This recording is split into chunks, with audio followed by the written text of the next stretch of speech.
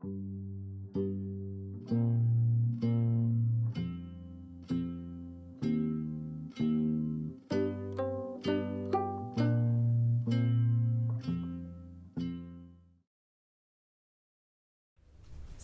Peter Tatchell, lifelong campaigner, human rights, social justice, lesbian, gay, bisexual, transgender, intersex, human rights and freedom is what you've most been known for. But it is an astonishing career of campaigning. Why did you do it? Well, when I look back on my childhood, nothing in my family background prepared me for what I've subsequently gone on to do. My family were working class, small c conservatives, evangelical Christians. They weren't involved or interested in politics at all. Everything revolved around the family. I left school at 16 with the equivalent of a few O-levels, that was it. And the way I've turned out is like completely different from anybody else in my family. So I feel very lucky and privileged, but also in terms of my motivation, I guess it sort of comes out of the upbringing I had. Although I'm no longer a Christian, my parents instilled in me religious values like, love thy neighbour as thyself, be a good Samaritan, don't turn and walk the other side of the street when someone's suffering. And those kind of values have stayed with me. So for me, my human rights campaigning is very much motivated by love of other people, love of freedom, love of justice and equality. And that's really interesting. I think care for me comes in, that notion of care. You care. And that's not common to everybody. Can you remember your first campaign? My first campaign was against the impending execution of Ronald Ryan. In my hometown of Melbourne, Australia. He was due to be hanged for allegedly shooting dead a prison warder during an escape. But having read the autopsy report and looked at the trajectory of the bullet through the dead warder's body, I worked out that from where Ronald Ryan was standing when he allegedly fired the fatal shot, that would have been physically impossible. And I was enraged that someone who, there was some reasonable doubt about his guilt. I was enraged that he was going to be hanged, and indeed he was. And that provoked a lifelong skepticism of authority. I thought to myself, if the government can do that with the police and the courts, what else are they doing that's unjust and wrong? So that led me on to question the mistreatment of the Aboriginal people in Australia and Australia's involvement with the United States in the war against Vietnam. And from there, everything else has followed. I mean, it is astonishing. Do you have a strategy of which campaign you will take on? Or is it just what seems right at the time? I guess it's about a judgment. Obviously, I can't campaign on every human rights issue in Britain, let alone the world. So I tend to focus on those issues that perhaps are a bit on the margins, a bit under the radar, perhaps where other human rights organisations are not doing so much. So for a long time I've supported the self-determination struggles of the people of the Western Sahara, Balochistan, Somaliland and West Papua. These are national liberation struggles that are not well known among most people. But I believe that by working with campaigners in those countries, I can perhaps help raise awareness and add to the momentum for their recognition. And I mean, it comes with a lot of pain, campaigning, I think. Can you say what's your greatest disappointment has been and why? Well, I guess overall, it's the successes that motivate me and keep me going. But of course, there have been setbacks. We've just recently in Britain won same-sex marriage. It's not fully equal marriage, but it's pretty close. But we haven't at all won the battle for the right of straight couples to have a civil partnership. They are still banned. So that's an unwon, unfinished battle. when I look back, the work I did, in the 80s and 90s in solidarity with democratic and human rights activists in Russia, after the fall of the Soviet Union, we saw a period where there seemed to be an opening to democracy and human rights. And now, in recent years, that's begun to close down under the rule of Vladimir Putin. So a lot of, change is about steps forward and steps back. And I think it's really important to have the long view. So when I first began campaigning for lesbian, gay, bisexual, transgender, and intersex rights, way back in the 1960s, late 1960s, I calculated it would probably take 50 years to win legal equality and to fundamentally change public attitudes. And I was in it for the long haul. I looked at the example of the suffragettes or the black civil rights movement in America. I saw how long it took them and was prepared for that long haul, that long campaign to ensure eventually success. So if you had to pick one thing out as your greatest achievement, I know that's hard, but what would you choose? Well, first of all, I would never say anything is my achievement, Of course. because always the campaigns I've been involved in have been a collaborative effort, and without the support and cooperation of many, many, many individuals and organisations, none of these campaigns would have succeeded. So I'm one of many. I think in terms of highlighting one, it's just impossible. But I suppose one that I'm particularly proud of is the OutRage campaign against police harassment of the LGBTI community. This was in the early 1990s, at a time when the number of gay and bisexual men being convicted of entirely consensual acts between adults was almost as great as in 1954-55, when male homosexuality was totally illegal and when the country was gripped by an anti-gay McCarthyite style witch hunt. And this escalation in arrests of gay and bisexual men coincided with a wave of increased homophobic violence, including queer-bashing murders. It was pushed forward by the Conservative government of Margaret Thatcher with their Victorian values, family values campaign, with Section 28, and with, of course, the panic and hysteria and blaming and scapegoating of gay people for the HIV/AIDS pandemic. So that campaign sought to challenge this extraordinary level of police harassment and the failure of the police to adequately address homophobic violence. We occupied police stations, we interrupted the press conferences of the then Metropolitan Police Commissioner, Sir Paul Condon. We organised exposure campaigns to show up the pretty police.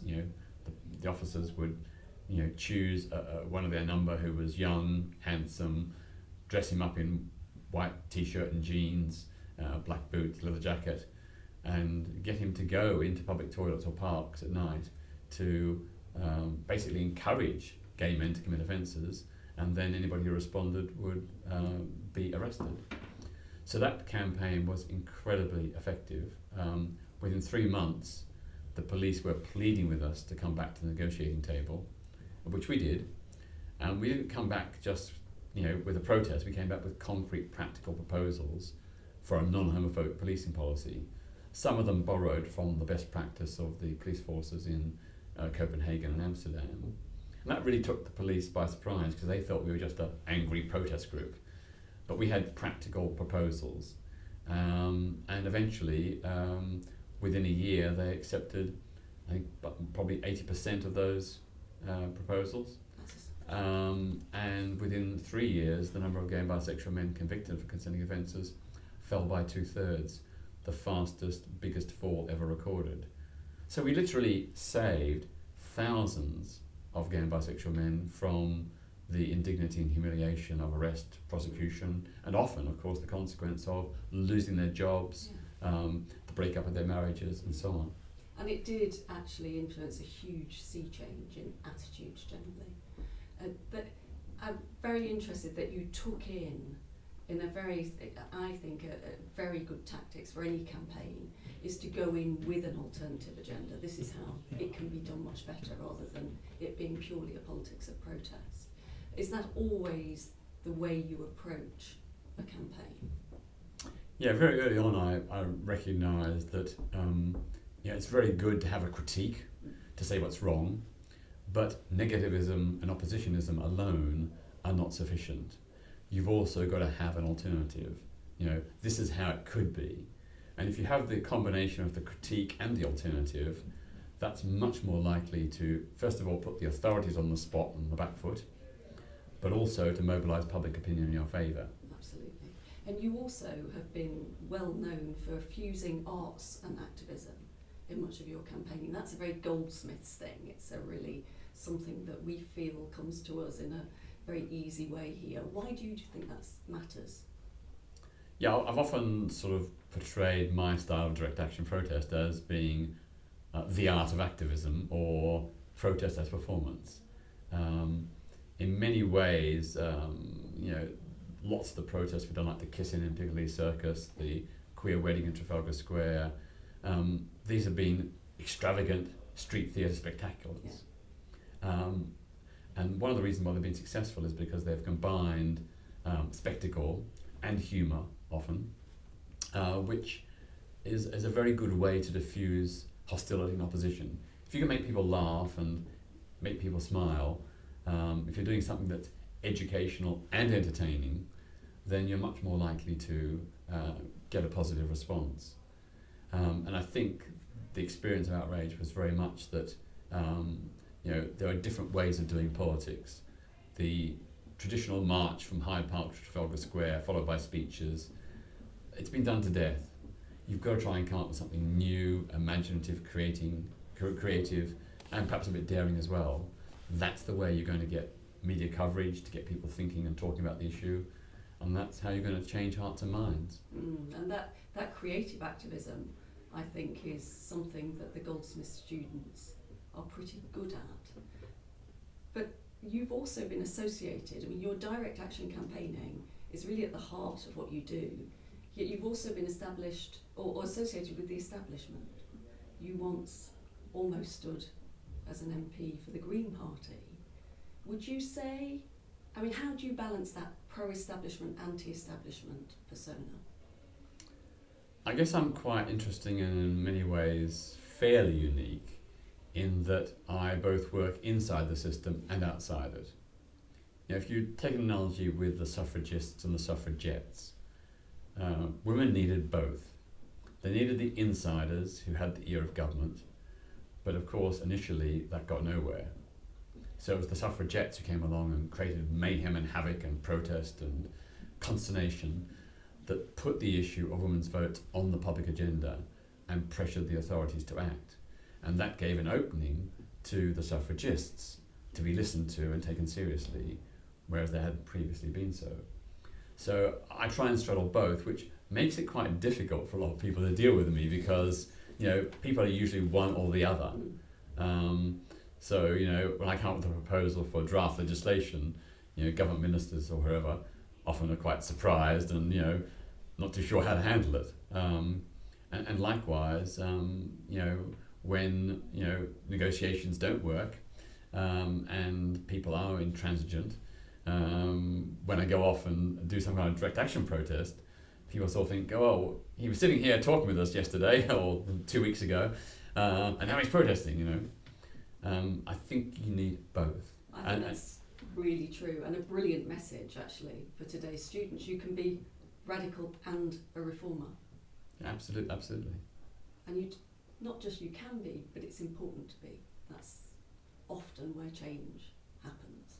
Yeah, I think that model has always existed in every great movement for social justice. If you take the Black Civil Rights Movement in the United States, there were people like the Congress for Racial Equality who were very much about lobbying inside, the Senate and the House of Representatives and to the President. But then you also needed Martin Luther King and the Freedom Riders from the Student Nonviolent Coordinating Committee to go into the Deep South to challenge segregation and the denial of voting rights face to face. And I think the combination of the two really worked well, and it really was the direct action black activists who put the whole issue on the public agenda, put the Congress under pressure, and also, of course, eventually led to President signing decrees and Congress passing legislation to remedy those grave injustices. Mm-hmm. It's hard work though, I mean really hard work. So if I was to give you a wish and say, right, you can change one law overnight, what would it be? Well, that's a huge call. One thing I've championed for many years is the idea of what I call the 10% campaign.